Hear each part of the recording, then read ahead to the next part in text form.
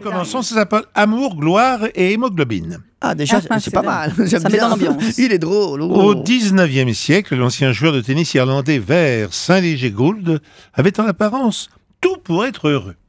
Il avait une carrière honorable, il fut en effet champion d'Irlande et finaliste du tournoi de Wimbledon en 1879. Ah ouais. Il était issu d'une bonne famille et cerise sur le gâteau avait épousé une Française à la situation économique plus que confortable. Violette Girondin avait en effet admirablement réussi dans la couture, et même la haute couture, la clientèle victorienne de son salon se retrouvant souvent sous les plafonds de Buckingham. Racontait un article du Tennis Magazine. Et pourtant, le 6 août 1907, vers 6 heures du matin, les époux Saint-Léger-Gould descendent sur le quai en gare de Marseille-Saint-Charles. Ils portent une grande malle à la consigne, puis se rendent à leur hôtel. 4 heures plus tard, un officier frappe à la porte de leur chambre. Il leur ordonne de les suivre jusqu'à la gare. Là, 2 policiers et 2 magistrats les attendent. Devant le couple, ils ouvrent la malle et ils découvrent, au milieu des vêtements maculés de sang, un tronc de femme et 2 bras sectionnés.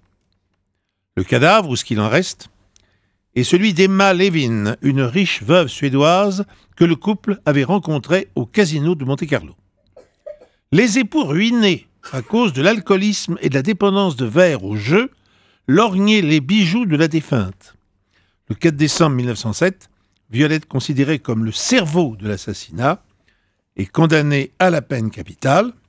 Elle sera finalement graciée par le prince Albert. Attention, 2 versions. Vert, lui, que lui était arrivé. Vert fut condamné aux travaux forcés à perpétuité. Il mourra en 1909 sur l'île du Diable, en Guyane. 2e version.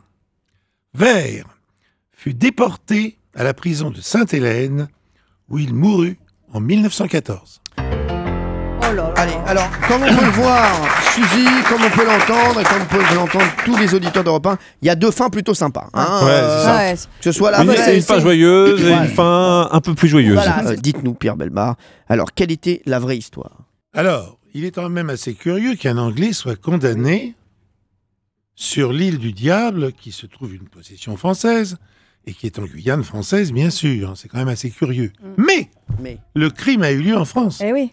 Et c'est donc normal qu'il soit condamné là. Et c'est bien là qu'il a été condamné et qu'il est mort. Eh ben, vous avez bien fait, bravo cool. Suzy.